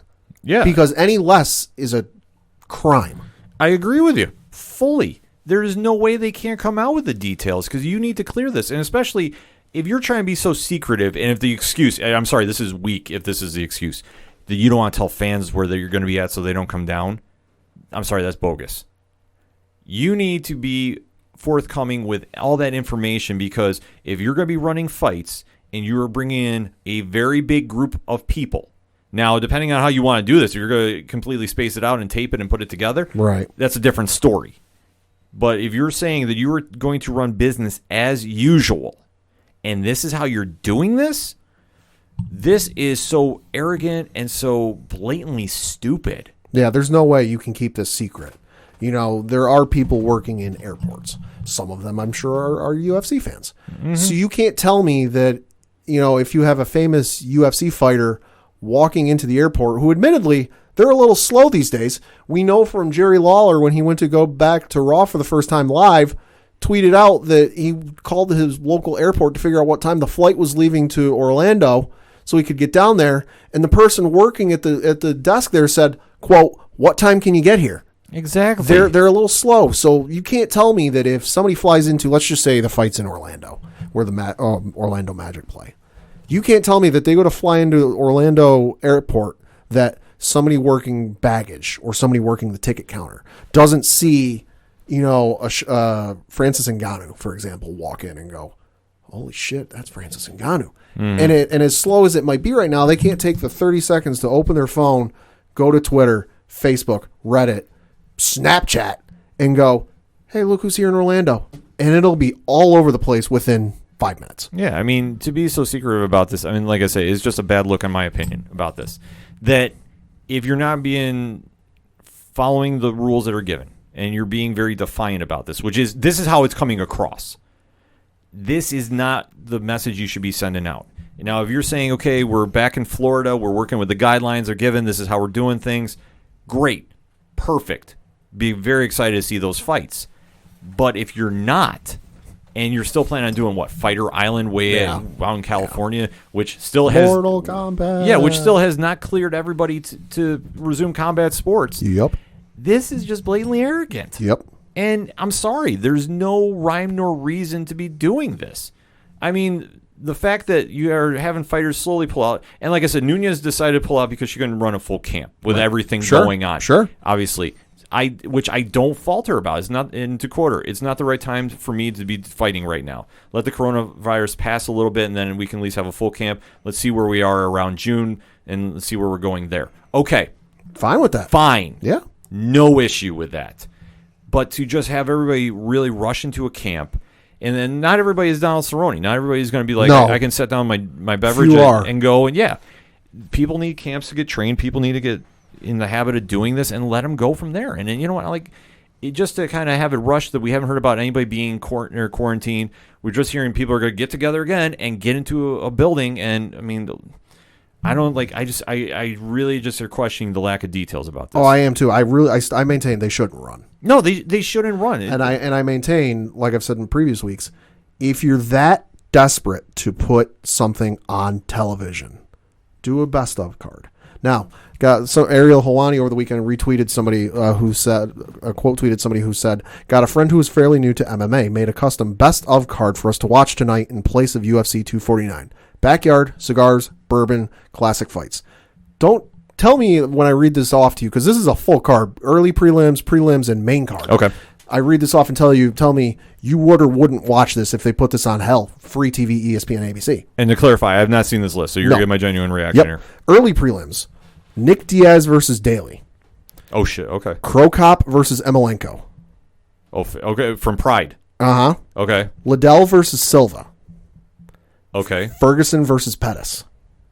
Okay. That's early prelims. That's the early. Okay. Prelims, Silva versus Sonnen. Number one? Or they have to be number one. Oh, yeah. I should note, none of these, if they fall more than once, the person doesn't specify it. I'm just reading it off. Gotcha. After Silva versus Sonnen, GSP versus Bisping. Okay. Henderson versus Shogun. Has to be number one, man. That's my all-time favorite fight. You end the prelims with McGregor versus Diaz 1. Okay. I'm not in love with that fight, but okay. Main card, McGregor versus Diaz 2. I don't argue that one. Okay, that can make the main card. Jones versus Gustafsson. Okay, perfect. Edgar versus Maynard. Now, that's a good one because they had a trilogy. Mm-hmm. So I will say, you know what? I would flop that to the main event of the prelims, and I'd bump up Shogun Henderson to that. I'd swap the two. Okay. Co-main is Lawler versus McDonald. Oh, shit. Yeah, okay. Main event, Griffin versus Bonner. No arguments. None. That you put that on ESPN, a lot of people watch that, and you'll get a lot more fans. You want to get people hooked on MMA. That's the thing you put on right now. Those fights alone will do it. The McGregor-Diaz one, I'm sorry, was good for a round, and then McGregor gassed out. So, I'm sorry, I'm not a fan of that one. Fight 2 was way better. But I'm sorry, McGregor gassed out. So yeah. You need to swap that. Shogun Henderson was one of the most back and forth fights I've ever seen. When I literally got done watching that fight, I'm like, who won? We did. Mm-hmm. Didn't care. And I'm not the biggest Dan Henderson fan in the world either.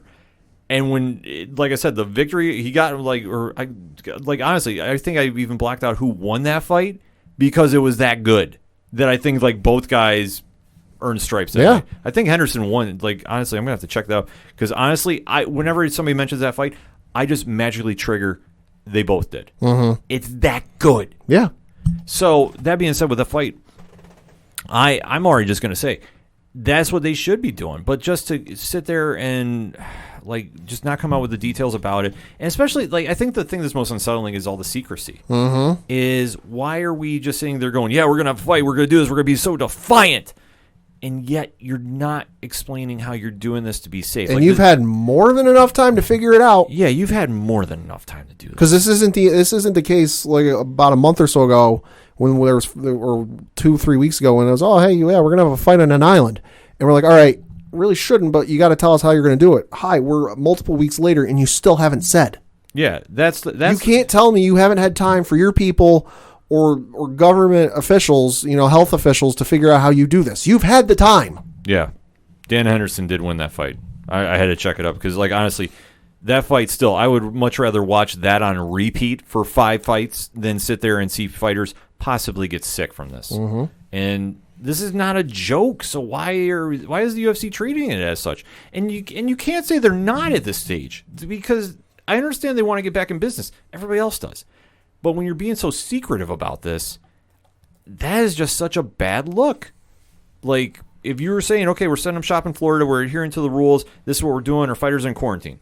Yeah. Okay, different story.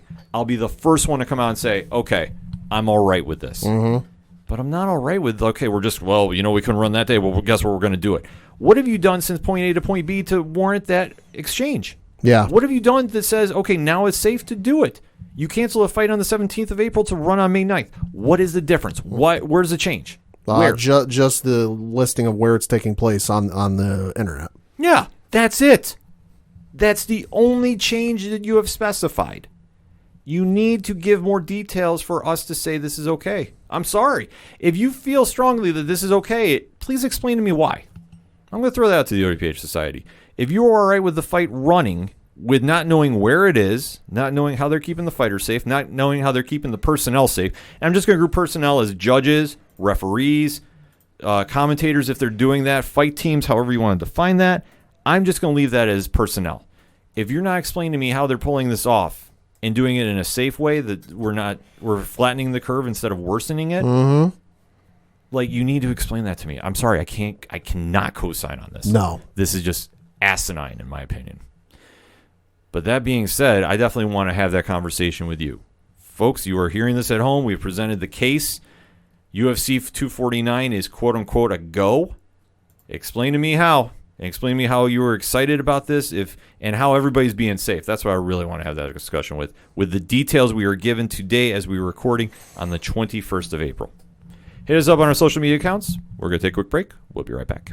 Greetings and salutations. This is Cage's Kiss, the ultimate Cage cast, where we discuss the movies and life of the national treasure, Nick Cage. There are 3 of us here, and I can't help but notice that none of us are Nicolas Cage. Did nobody call him? What? A Cage cast with no Nick Cage? No, instead of being Nicolas Cage, we're 3 Nicolas Cage experts, which is the next best thing. I don't think we should admit to being experts. Too late. We are not experts at anything. We are not life coaches, and we are not in any way, shape, or form qualified to give you suggestions on life choices. But Nick Cage is, and he's made hundreds of life choices. Seriously, I cannot stress enough just how much you should not take our advice. But we're experts. No, seriously, we're not experts. Yes, but we will be reviewing his first acting gig as Nicholas Coppola, Best of Times, which features a young and very precious Crispin Glover. And his work in Fast Times at Ridgemont High. And his work in My Nightmares. We're experts. It's a heartbreak, soul-shaped radio attack. Taking 4 steps forward, no steps back. Hey, this is Vince the Common Man Ciatoy, local MMA fighter, telling you to keep on listening to the ODPH, the 607's up-and-coming newest podcast.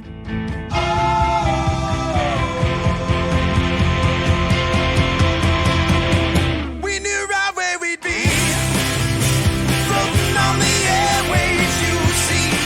It's a heartbreak, soul-shaped radio attack. Taking 4 steps forward and no steps back. We knew right where we'd be. Coming back for another segment on this edition of the ODPH podcast, and we have to talk some wrestling. Mm-hmm. Now, wrestling is still going on in the state of Florida with the WWE. Yep. They've been adhering to the rules given. They are the ones that got the bill passed in their favor. It's really kind of messy how it happened. Yeah. I won't get into that. If you really want to hear the deep dive on that, I recommend listening to the latest episode of 3FNW over on the 3 Fat Nerds podcast network, because Rich and I did deep dive in on that. But since that last time that we've had the talk here on the ODPH, a lot of moving and shaking has been happening in the WWE. Wow. So obviously after WrestleMania season, there are typically layoffs and releases from the roster. Yeah, it's not uncommon. Oftentimes it's wrestlers that you haven't seen on TV in a while, maybe you completely forgot about, and it's like, oh yeah, I forgot they were signed there. Right. So now we are back to square one where business is quote-unquote stat quo. Albeit, though, with the C-19 going on, a lot more people were released than we were anticipating. Yeah, like Red Wedding from Game of Thrones released. Good Lord. Right, and when the original press release came out, they did not say anything about furloughs. So I want to stress, when this all came out, it was just everybody was gone. Mm-hmm. So obviously they've kind of added a little more information since their initial release, but as we are recording right now, these people are currently no longer employed with WWE. Yep, reading the list here, courtesy of CBSSports.com. Among those released this past Wednesday were Rusev, Carl Anderson, Luke Gallows, Drake Maverick, Eric Young, EC3, Leo Rush, Zack Ryder, Kurt Hawkins, Heath Slater, Sarah Logan, Eric Rowan, No Way Jose, Primo and Epico Cologne, Mike and Maria Kanellis, Deanna Perrazzo, Alexander Jaksic, Aiden English, who is an announcer, Mike Chioda, possibly their longest tenured referee at this point. Yeah, I believe so. Kurt Angle, who CBSSports.com lists as a producer, Billy Kidman, who is a producer. Mike Rotunda, former wrestler and currently a producer. Dave Finley, producer. Pat Buck, who is a producer. Sean Diavari, who is a producer. Scott Armstrong, who is a producer. Sarah Stock, who is also a producer. Shane Helms, producer. And then Lance Storm, who is also a producer. So that being said, any names jumping out at you? There was a huge surprise. Anderson and Gallows. Like, they had, now, without remembering off the top of my head, they just recently, like, within the last year or two, re-upped with them. Mm-hmm. That I realized they weren't doing anything great with them, but I, put that on writing more than anything. They surprised the you-know-what out of me.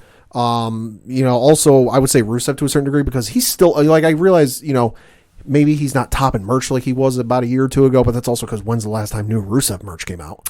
But every time he's on screen, or when he's not, when his real life, forget the story, his real life wife is on screen, Lana, people are still chanting Rusev Day, Rusev Day, Rusev. Like, he's still over with the crowd. So I'd have to say the first three names I mentioned with Rusev, Anderson, and Gallows shocked me the most. I have to agree with you. Also Kyoto. Well, Kyoto shocked me. Sarah Logan shocked me. Yeah. That was probably one of the biggest ones for me. And Anderson and Gallows. Just the fact that they did re-sign, they were paired with AJ Styles. I was more really shocked with those for than anybody. Yeah. Rusev falls under the Revival banner for me, because Rusev has been very critical of the WWE for not pushing him and the storylines, and albeit when he's out in the ring, he is very over.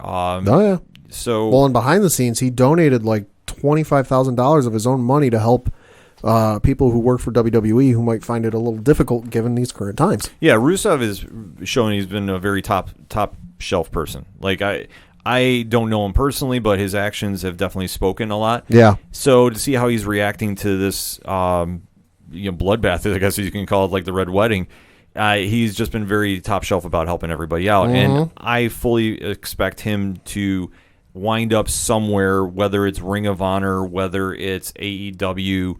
I could see him winding up there. But I think it just kind of falls back, though. He had been very openly complaining about WWE not using him right. Same thing that the Revival did. And then the Revival was sent on their way, which is a shock to nobody.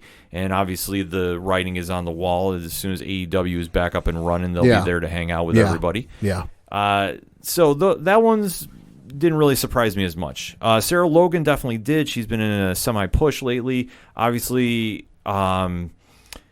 to see her get released was kind of a left field one, but I have been hearing reports that many of the talent backstage has been very vocal. Those are the reports, but according to what I've read this morning from Dave Meltzer, they've been very vocal, and she got mentioned on TV last night because she still has the 90-day no-compete thing in her contract, so they're still paying her for another 90 days.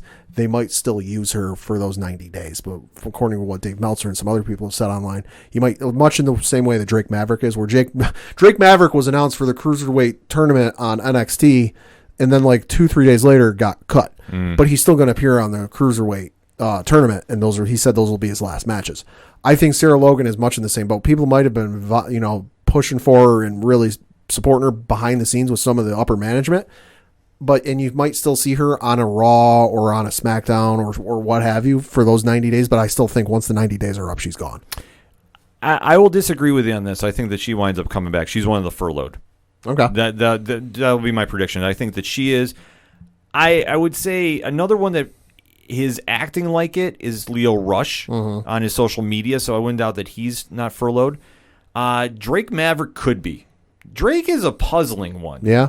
Not that I'm too shocked he did, but at the same time, I'm really not. In all honesty, I'm kind of like indifferent about it. Like because you remember he was general manager or whatever of 205 Live, right? And then they put him in as the manager of AOP, and then they got hurt, and you didn't like. He's been off TV more than he's been on, right? And when he's been on, it's been like it was with the 24/7 title stuff, which admittedly was funny, but like there's only so many times you can have him trying to consummate his marriage on TV, but hey, I lost the 24/7 title, so I've got to run away from my wife. Yeah, it's one of those situations that I think he could be used, and they sometimes take him off TV to repackage him. Yeah. But I wouldn't doubt he winds up coming back. And then Rich, like I said, from 3FN, had a really good theory that this could be all a work, and he's going to wind up winning that title. Maybe. which would be like up there with the Mark Henry fake out promos if it is a work. Yeah. Because his goodbye on social media was one of the most gut wrenching ones in recent memory. So if it is a work, I want to stress if, then it would be up there with the Mark Henry swerve. If it's legit, I would say he'll wind up somewhere very soon. I don't know, because let me ask you this, Pat, with the names that have been gone, since we kind of said who shocked you, who didn't, where do you think certain wrestlers are going to wind up? I think Anderson and Gallows will wind up back in over in AEW. Okay. Let me on that. They'll go back to Japan for a while. They'll do a run in Japan for like a year or something like that. And after that, if they don't retire, because let's be honest, they've kind of been everywhere and they've done everything. There's not much left for them to do. I could fully see them after they do one more run in New Japan retiring. If they don't do that, I can see them going to AEW and just because there's a lot of good tag teams over there. That do they need Anderson and Gallows? No. But would it make the tag team scene over there even more insane? Yeah, it would. I think Rusev goes over there as well just because there's a lot of people over in the AEW camp talking about Rusev and how good he is and this and that. You know the old saying where there's smoke, there's fire. Yeah. Quite a bit of smoke coming from those comments. I think in other terms, Heath Slater was one that mentioned, I think he ends up in maybe a NWA or an Impact type of thing. Not anywhere big, not anywhere main. Like he said in his social media post the other day, he's lost the spark, he's lost the flame, and he's got to go get it back. I think he's going to go someplace else where the limelight or the spotlight maybe isn't so big, but he can still flourish. I think EC3 goes back to Impact. It's a familiar stomping ground. He still knows people there. It's a safe place to go. I would say this. If we're going to do locks and leaps, okay. My lock of all locks is Zack Ryder is AEW bound. Okay. Pencil that in. I almost want to say every single member of the AEW roster commented on his Instagram release. Right. And we're singing his praises. Well, and that was one that didn't surprise me that they cut because I forget whether it was last year or the year before. It was relatively recently. He almost went from January 1st to December 31st without appearing on Raw. Yeah. And it wasn't until, because whatever year it was, the 31st or 30th landed on a Monday. Mm-hmm.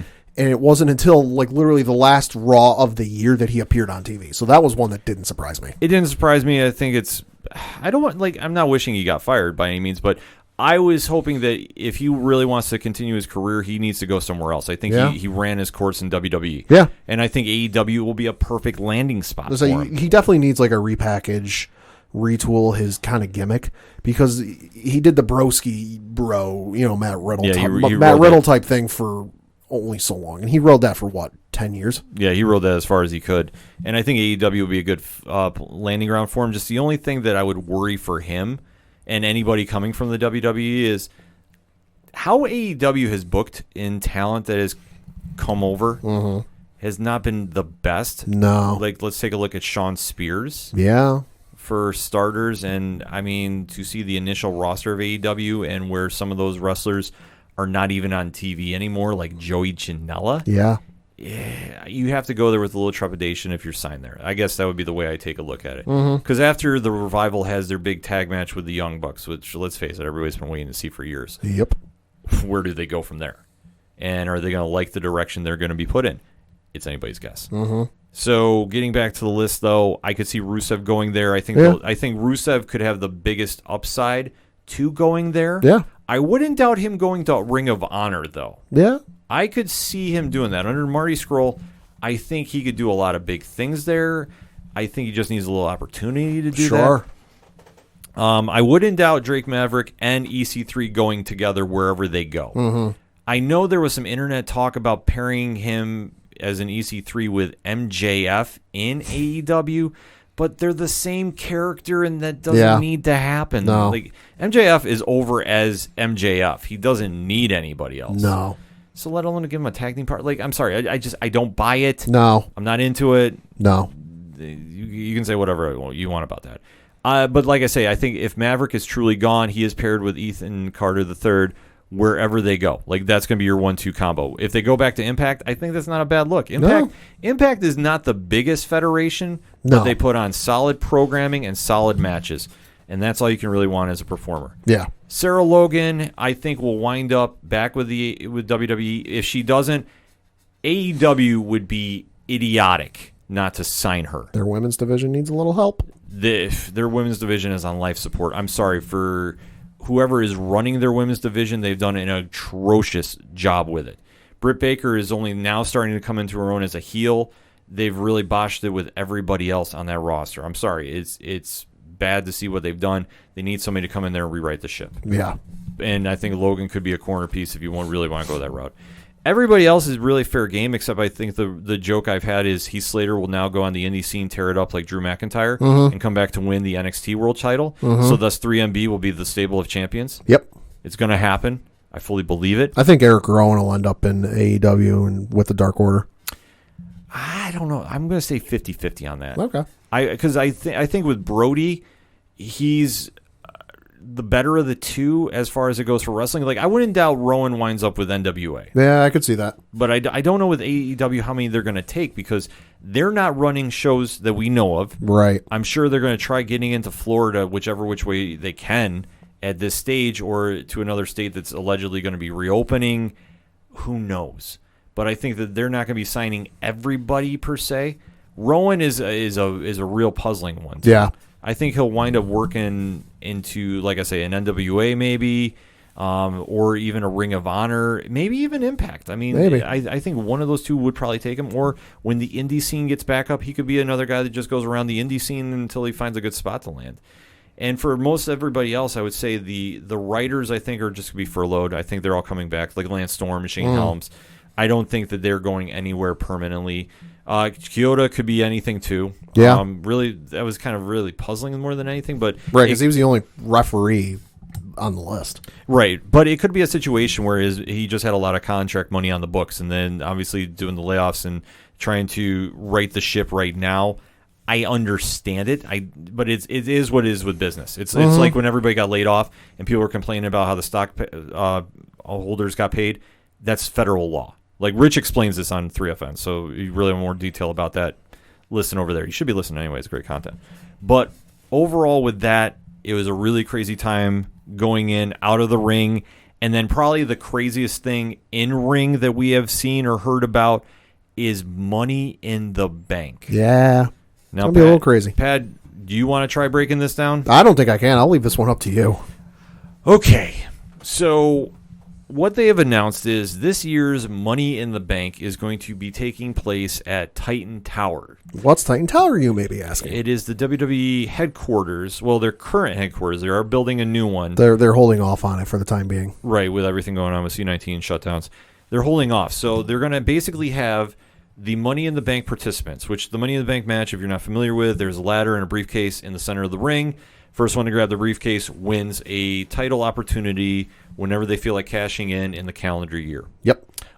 So that being said, it is kind of the precedent of what usually winds up being a SummerSlam match or another big pay-per-view match. This depends when somebody comes in and really wants to add something to the storylines. Or you're like Baron Corbin and blow it on a random SmackDown episode. Sometimes that happens. I mean, it's what they say, 83% of all winners win the world title. Something like that, yeah. So the men's and women's match is going to be taking place at Titan Tower, I believe, on the roof. Yeah, no, it is. And if I read correctly, I think some of the matches, including those, might have already been filmed. Right. It's going to be done a la the Boneyard match, I believe. Yeah. Maybe a little Firefly Funhouse. It's a creative idea. It's creative, but yeah, it's making the best out of a bad situation. But I am just wondering how they're going to do this, and I know you haven't been watching to see some of the crazy WCW stuff when they had the Giant and Hogan on the roof, and the Giant went over the building and survived to win the world title that night. Like, I sense we're going to have something weird like that. Like, I'm just saying, I'm not doubting a crazy stunt like Jeff Hardy doing a swanton off the building. Oh, my Lord. Just something really absurd. Yeah. That they will Photoshop and special effect the heck out of. Like, no performer is going to be in danger of doing something like this. I need to clarify that. But you'll see something done like that. You'll see like a weird like helicopter swinging ladder shot. Mm-hmm. And I know they're still announcing names for this, so it's anybody's guess as the fight to get up to the roof is going to be taking place. It's a unique idea. I'm very guarded in my expectations for this. Yeah, no, my bar for this is set real low. Yeah, but it was for a Boneyard match and the Firefly Funhouse match, and look how good that was. Yeah, so I'm hoping to be happily surprised when this card does happen. I don't really know what to make of it right now. No. Just the fact that we're gonna be going like basically fighting like Donkey Kong, pretty much, to get up to the ladder. I just hope that like if they end up fighting through the building and trying to get up to the roof, I hope there are like strategically placed former wrestlers. Like at one point you might see the Boogeyman working in like the cafeteria, or something, like, because that'd at least make it funny. Yeah, they're gonna do something like that. It's gonna be like the old ESPN commercials when they're they're gonna do something like that. You're gonna see random wrestlers appearing and like just it's gonna be some wacky ass hijinks. I mean, I'm excited to see it, but I'm really lowering it in. I know Money in the Bank is gonna be May 10th on the WWE Network. If they're filming right now, or if they've already got stuff filmed, I don't think they filmed everything, but I know they filmed some stuff over the weekend, because the one report I read was they filmed some stuff, and some of the wrestlers had to, in between filming stuff, had to like huddle together for warmth, because it happened to, when the night they were filming, it happened to be a little cold. And being on top of a building when it's a little cold makes it even colder. The behind the scenes about this is going to be truly incredible. There's got to be like a tell-all book. There's going to be one of those WWE 24/7 behind the scenes. It's got to happen for this one. Doesn't need to happen for the Boneyard match, but I definitely want to see the 24/7 behind this. But that being said, let us know what you think. We hit you off with a lot of WWE content this week because they've been one making a lot of the news, as they are the ones still in business, albeit doing live shows, and they're doing the proper procedures during in between. Because if you've been watching the program too, they're taking a lot more commercial breaks in between matches, if you've noticed, to clean the ring and switch mats. So they've been doing the proper technique from what we've been hearing. So they're adhering to the rules. They've been very open about this. So this is not anything that's like a deep, dark secret. Not like the UFC, which I have to still harp about. But I digress. WWE has given us a lot of news. Hit us up on the hashtag ODPH. What is your thoughts about all the releases? Where do you think everybody's going? Who's coming back? And what is your thoughts about Money in the Bank from Titan Tower? Definitely got to have that conversation. Let's take a quick break. We'll be right back. 2, 3, 4. Hey, this is Johnny Moose from Excite Wrestling, and you're listening to the ODPH. I didn't mess it up. I thought I would. Right now, back to the guys.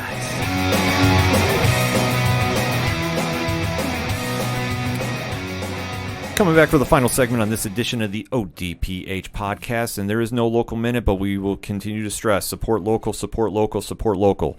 Whatever you can do to support your local businesses, local artists, local anything, please support. And going into rounding the bases on that note, Pad, we were hyping it up last week. It definitely delivered parts 1 and 2 of The Last Dance, the 1998 Chicago Bulls team, the last of the dynasty. The 10-part documentary series kicked off with parts 1 and 2. We are going to be talking spoilers if they happen to pop up. So in 3, 2, 1, you have been warned. Pad, what did you think? I thought it was amazing. I thought it was very good. I loved the way they told the story, where they were kind of not going in, timeline, or they were kind of jumping around where it made sense in the story. Overall, top to bottom, it was very gripping and really drew you in and made you want to watch and keep watching to see, even though you know how the story goes, you know how it's going to end. They still presented it in a very great way, and I will say, soundtrack was top shelf.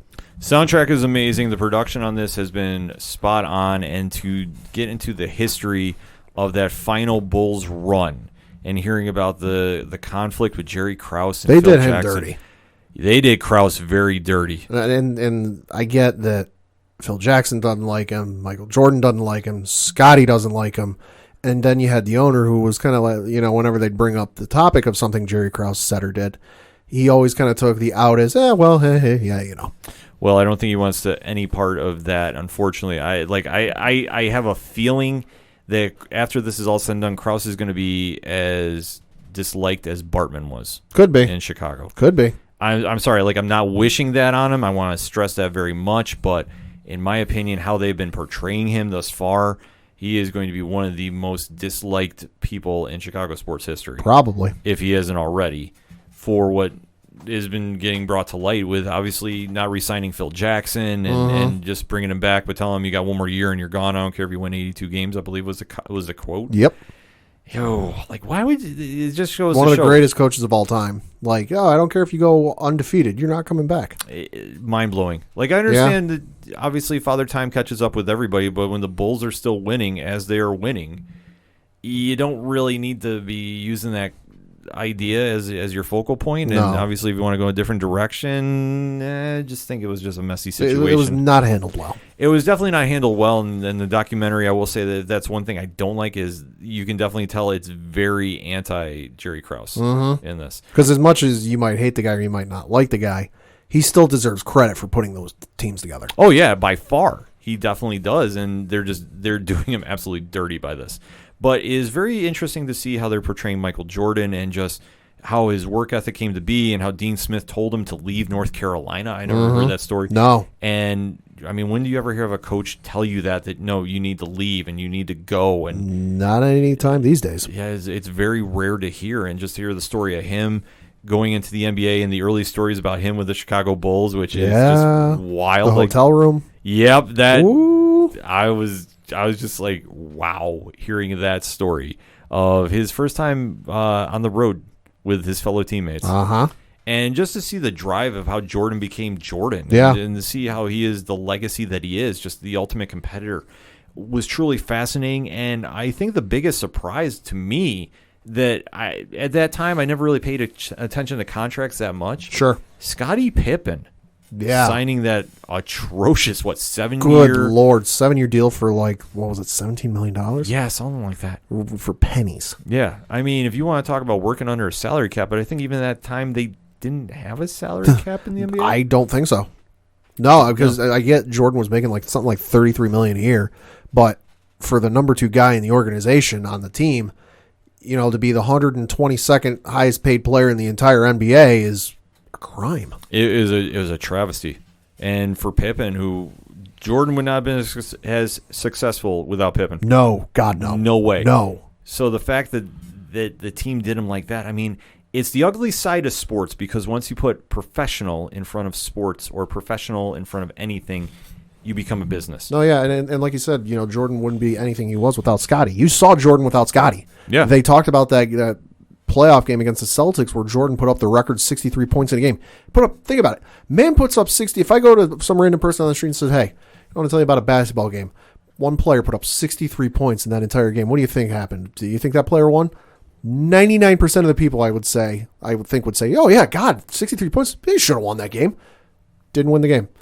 Didn't have Scottie. Yeah, it goes to show that you need a team to win a championship. You don't do it with one player. As much as it's thought otherwise, Jordan needed the tools around him to win. Mm-hmm. Scottie Pippen was his biggest asset to his playing career. Yeah.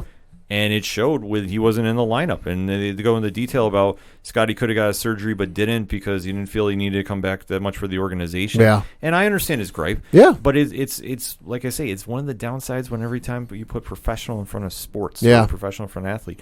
When you look at the business aspect, there are no friends. And it's an unfortunate way, but it is the truth that there's no way around it. Well, and I think ultimately when egos get in the way of what you should and shouldn't do, where you've got, at that time, everyone's saying, oh, they're the greatest team of all time, best this of all time, best that of all time, and it's getting to them, and they're going to their heads where, hey, I got to get this surgery, I got to get back, so we can win another championship, and we can solidify ourselves as the greatest franchise of all time, greatest team of all time. But instead, you're going, oh, I got this one guy in ownership or the front office that doesn't really like me, I'm going to spite him. Exactly. Ego kills more dynasties than you can possibly fathom. Shaq and Kobe. Even most recently, not throwing salt on your wound. Patriots. Yeah. No, you think about it, though. If Shaq and Kobe were able to stay together, Kobe'd have a hell of a lot more than 5 championships. Oh, they wouldn't have dominated the next decade. Oh, yeah. They were in. The fact that those two could not play together. And you look at Golden State. You want to even take a look at that recently. Yeah. And now I know it's coming to light about Draymond Green talking about Kevin Durant and the quote-unquote elephant in the room if he's staying or going. It goes to show about how ego can just kill a team. Yeah. And the Bulls are a prime example that as well as they played, it took one ego to bring down the machine. It's crazy to see from the outside looking in. Right. But the episodes thus far have been spot on. Great storytelling, great soundtrack like you touched upon too. Yeah. And I personally cannot wait until the Dennis Rodman Spotlight episode. Oh, it's going to be so good. I'm excited about that one. I believe that's coming this Sunday. Yeah, that one is this coming Sunday, and then also the one about the Pistons is this coming Sunday as well. And to remember that rivalry, like I say, I grew up in that time frame of the 90s basketball. to talk about the Pistons and the bad boy era, and to see the Bulls and just the sheer brutality of those games. Like, you think the NBA is tough now? No. Go watch the ESPN. If you have ESPN Plus, go watch the 30 for 30 on the bad boy Pistons. Yeah. You want to talk about fighting hard in the paint for a basket? That is your definition of the 90s basketball. There are teams that go in there that you knew you were coming out a little worse for wear that night because they're going to make you work for every point. The Pistons were one of them. And to see how the Chicago point of view, that is going to be some gripping television. Mm-hmm. The Rodman episode, though, I'm going to say is going to probably be the highlight for me. That's going to be wild. Just to see how absolutely crazy it was during that time period, because when he wound up going to the Bulls and became the character of Dennis Rodman, so to speak, that's when everything really changed. But he was such a larger-than-life persona. And if you even want to take a look at it in comparison to wrestling terms, it's like when the Shield was there. Yeah. You had Jordan as your Roman, you had Pippen as your Rollins, and you had Dean as your Dennis Rodman. Like, it's just crazy to see how it matches up when you have the three heads there all working together. And then the thing is, on the court, they worked fine. Mm-hmm. That was, and you talk about three very different personalities. Oh, yeah. And they made it work, and let alone they made their teammates better. Oh, yeah. It's going to be truly something to watch. And ESPN, like I said, they kicked off parts 1 and 2 this past Sunday. Parts 3 and 4 are this coming Sunday, and they said it's a 10-part series. I believe it's airing on Netflix as well when it's all said and done. Netflix overseas. Okay. So if you're overseas listening, thank you for listening, and definitely check it out when it comes your way, because it is must-watch TV, bar none. That being said, the music you heard on this week's edition of the sports show for the ODPH is that of Fair City Fire. They're friends in Austin, Texas. Brian Wolf has got some solo music coming out, so is Clint, a part of the band as well. So to find out everything going on Fair City Fire, you can swing over to faircityfire.com, or why don't you do this? Swing on over to ochoduroparlayhour.com and check out the music section. You can find out about Fair City Fire, Shout at the Robots, Floodlands, Yard Party, Tom Jolu, Second Suitor. The list goes on and on and on of the great bands you hear featured on the Ocho Duro Parlay Hour. Also on ochoduroparlayhour.com, you can check out the ODPH directory. Check out everything going on with Off the Cuff Gaming. Tom is going through Final Fantasy VII Remake, Pad. All right. Now, I know you're involved in that as well. Yeah, I just started the other day. It's really good. So if you want to get a little more in-depth on that, Tom always wants that conversation on his YouTube channel, so you can find all the links and get involved with the Off the Cuff Gaming adventure going on, and definitely swing on over to the great podcasting groups that are in the ODPH directory. So shout out to PodNation, shout out to the Legion of Independent Podcasters, shout out to the Apocalypse community, which Brian Wayne from Cheers to Comics had a straight fire episode live from CyberCon, his first live podcast, Pad. Oh, cool. It was great. He has the links up now. If not, I'll definitely send them to anybody that needs to find them. Brian absolutely crushed that episode. And we also have to give a shout out to hashtag 607 podcasts. And definitely 8122 Productions. Their website is back up and running now, so 8122productions.com. You can definitely check out everything going on with Ron, Rich, and hashtag Big Natty Cool. Still on Twitter, Pad. Oh, Lord. Still on Twitter, kicking ass and taking names. The one and only Diesel. And that is our friends over at the Three Fat Nerds podcast. They have a lot of stuff coming on their Patreon channel. Ron is rolling out this week I Love Movies. Cool. He is, and now if you've ever heard the Three Fat Nerds podcast, Ron always gives a certain review of a certain franchise during each episode. This one is going to be his raw, unfiltered, uncut, unedited take on a certain movie franchise that is near and dear to his heart. Mm-hmm. You want to find out about that? $1 gets you in the door, $3 gets you a comfy seat at the table, and you can have all the Love is Scary you can handle on top of that as well. We can't talk about it on this show. I'd love to. We can't. Let's just say this. Diesel has more episodes coming. He had a couple ideas I can't repeat on here. So for all of that information, plus all the early release and bonus content from the 3FNW show that I co-host with Rich, through the Three Fat Nerds podcast, unedited, to early releases for Horror Zone 607, just head on over to patreon.com/8122productions. That is all under the ODPH directory. And last but certainly not least, on ochoduroparlayhour.com, we cannot stress and hype this event enough. Live stream for The Cure, May 27th through the 31st. is going to be the ODPH. It's going to be 3 Fat Nerds, and it's going to be Off the Cuff Gaming doing the top 5 worst video game movies, Pat. Oh, Lord, that could be a long list. And then the top 5 video games that should have been movies. We're going to give you a little teaser of what we're going to be talking about. So we are concocting the list right now, and we're going to be presenting that on the Epic Film Guys Twitch channel. So twitch.tv/Epic Film Guys for all the action going on with live stream for The Cure. We cannot wait to be a part of this event. We're going to be on Sunday, May 31st from 1 to 2 p.m., but definitely tune in from the start and donate if you can. We cannot stress that enough. All the money is going to the Cancer Research Institute. It's for a great cause. So if you can donate, please donate. They are taking early donations now. All that information is on livestreamforthecure.com. And if you want to get over there, the button is right on the page of ochoduroparlayhour.com. That's all I got for this week. So for the one and only Padawan J. Thank you. Hit up Coach Duffy at Coach Duffy11 on Twitter Thursday night for the Giants pick and get that instant reaction, folks. And maybe Charlie Weiss will give some point of views for who they should take. I'm your host, Ken M. Thank you as always for listening to the ODPH podcast, better known as the Ocho Duro Parlay Hour. We'll see you next time.